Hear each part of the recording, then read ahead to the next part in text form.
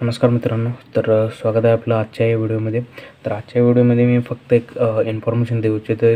जी information मला कळाली की ती मी सर्क्युलेट करतो आहे, ठीक आहे. तर समजा जर तुमचं डीमॅट अकाउंट असेल, म्हणजे जर तुम्ही स्टॉक मार्केटवर ट्रेडिंग म्हणा किंवा इन्व्हेस्टिंग वगैरे करत असाल, तर त्याच्याशी रिलेटेड एक महत्त्वाची आणि इम्पॉर्टंट इन्फॉर्मेशन मी देऊ इच्छितो की जर समजा तुमचं जे काही पर्टिक्युलर डीमॅट अकाउंट वगैरे असेल आणि जर तुम्ही तिथं नॉमिनी वगैरे अपडेट नाही केला, तर होऊ शकते की म्हणजे आता होऊ शकते नाही, ते सेबीने मॅन्डेटरीज केलेले आहे. सेबी म्हणजेच कोण की security exchange board of India, म्हणजे जी स्टॉक मार्केट रेग्युलेट करते, त्याच्यावर म्हणजे सर्व्हिलन्स मॉनिटरिंग ठेवते. तर या संस्थेने काय केलं आहे की जर तुमच्या डीमॅट अकाउंटमध्ये जर नॉमिनी अपडेट नसेल, तर ते मार्च 31, 2023 नंतर ते कम्प्लिटली फ्रोझन किंवा तुम्ही म्हणू शकता की फ्रीज होऊन जाईल, ठीक आहे. आता फ्रीज म्हणजेच काय की जर तुम्ही ट्रेडिंग वगैरे करत असाल किंवा त्यामध्ये इन्व्हेस्टिंग वगैरे करत असाल, शेअर्स बाय सेल वगैरे करत असाल, तर ते तुम्हाला तिथून पुढे करता येणार नाही, बिकॉज तुम्ही ते अपडेट नाही केलात नॉमिनी डिटेल्स, ठीक आहे.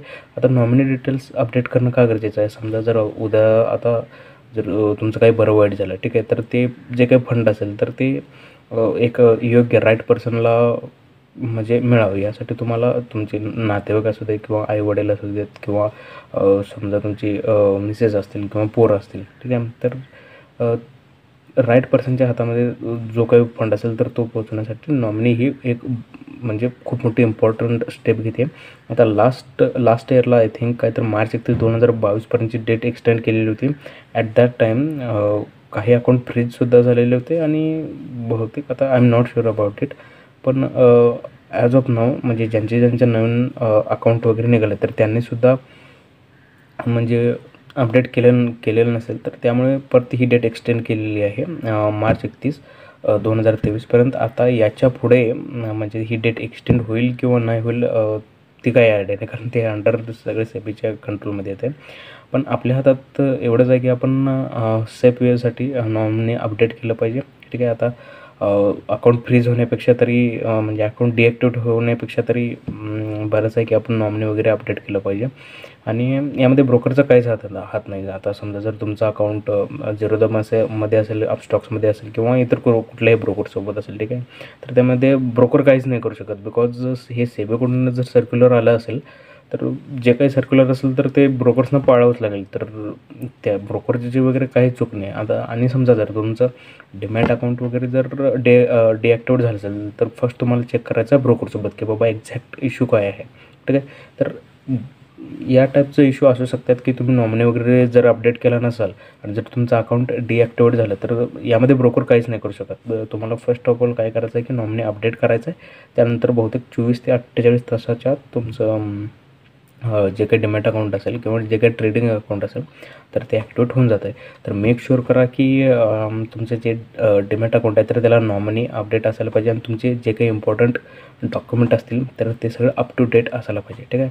आता मी काय करतो, शेवट जाता सेबीच्या वेबसाईटवर तुम्हाला नेऊन दाखवतो, म्हणजे जे काही सर्क्युलर आहे की ते कशा पद्धतीने त्याने तिथं मेन्शन केलेलं आहे सेबीने, तर ते तुम्हाला दाखवतो. तर चलूया वेबसाईटवर, ठीक आहे.